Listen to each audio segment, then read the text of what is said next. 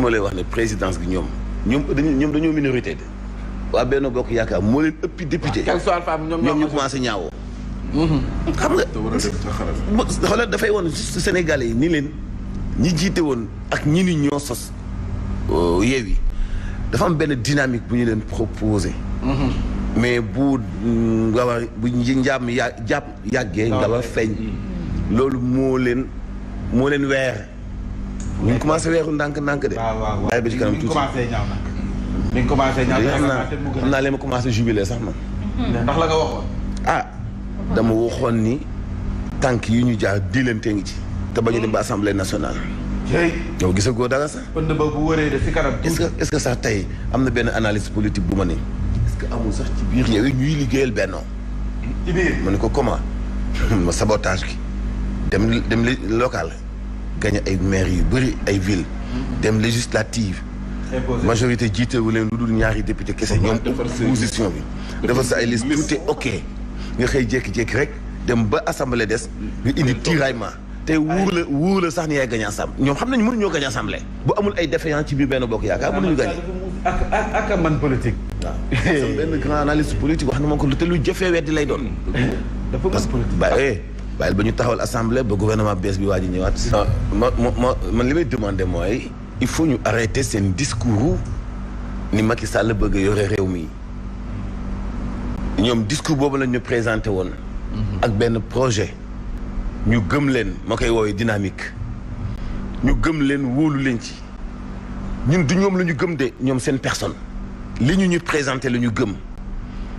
cumul de fonction amul comme cumul de mandat noonu ko mën di woowee. amul ñoom ñëpp leader yëpp pratiquement Barthélémy doon wax El Hadji Ahmed Aïdara mi bëgg a nekk président Ousmane Sonko bari na ci ñoom ñoo xam ni ku ci nekk da nga nekk député en même temps nekk maire loolu benn la ñaare bi ci des conférence des leaders daf may fàttali bi Ousmane Sonko woowee Barthélémy Diaz ni ko laaju ñu la sa xalaat exécuter li ñu la wax ndax doo leader ci leader yooyu bi ñu eggee ci composé liste yi kenn nanguwul dem sa département Ahmed Aïdara doo nga demoon département am ci leader yi laa wax de ñu ñuy woy leader mu ñu nekk ci tête mouvement wala parti alors leader yooyu ki bokk ci ñoom ni moom candidat la Ahmed Aïdara Barthélémy Diaz nee na leader yi ñoo porté seen choix ci man pour mu xëccoo nekk président assemblée nationale alors li jaadu pour ñu wax ko Sénégal yi mooy ñii di xëccoo ci yéen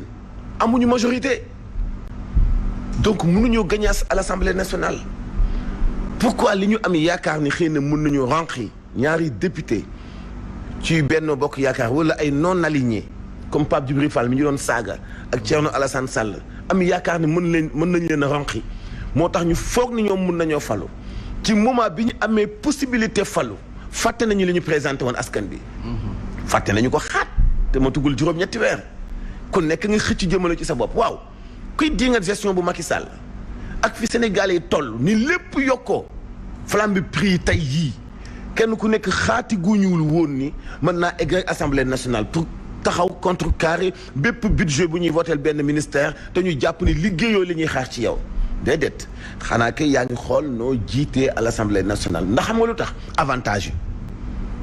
avantage yi yow la moo wutalee simple député ak président assemblée nationale avantage yi la moo wutalee simple député ak président groupe parlementaire wala nga bokk ci bureau à l'assemblée nationale kon tey suuruñu avantage yi kon tey suuruñu seen cumul de fonctions yi ñu waxoon te dañu ko bindoon ñoom bu bokk ci seen ay charte yi ñu taxawal seen ay coalition luñ ñu doon saaga bi ñuy waajal campagne bi dama ni gëwma alliance Yewwi Wallu est-ce que histoire joxuma raison tey wóor na la ni tey député yu PDS duñu votel mukk candidat wu Yewwi tey wóor na leen ni député yu Yewwi ku nekk dafa am fooy jëm duñu sax woteel waa Yewwi yëpp ku nekk di nga am sa choix wu bopp ci biir vote gi waaw féewala wuñu est-ce que li ñu waxoon Sénégalais yi dëgg la du dëgg maintenant tey intérêt tax na te faloo guñu ñoom intérêt tax na ñu fàtte ñi leen faloon intérêt tax na ñu changé li ñu présenté woon Sénégalais yi intérêt tax na ñu fàtte tey souffrance bi Sénégalais yi jànkuwante li lay firndeel gàtt xel gi nekk ci ñoom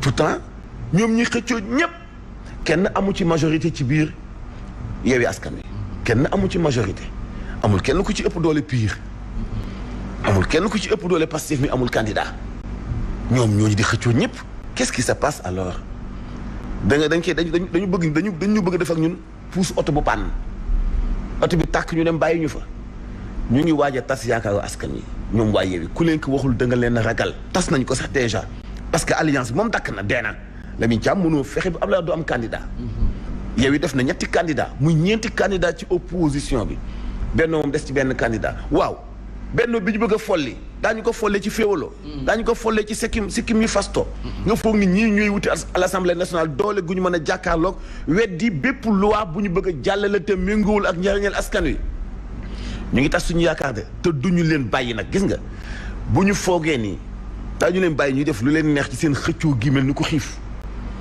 juum nañu parce que waxoon naa leen ci bu njëkk ba nii leen forcé ngeen ñu jël seen i booy ñiy saagawaat ak def lu nekk man histoire jox na ma dëgg alhamdulilah maa ngi leen di xoolaat parce que dynamique boobu dama ko gëm comme tout Sénégalais bu ñu demee à l'Assemblée yóbbu fa lu bokkut ak li ñu présenté woon xoolal warkat bi lañ leen di wax warkat yi waaw daañu leen wax warkat yi te commencé nañu wax askan bi maam. commencé nañu wax askan bi alors rupture bi ñu yaakaaroon ko ci Assemblée nationale Mamadou Fofana est-ce que dinañ ko am ren ji mais est-ce que dinañ ko am loolu mooy.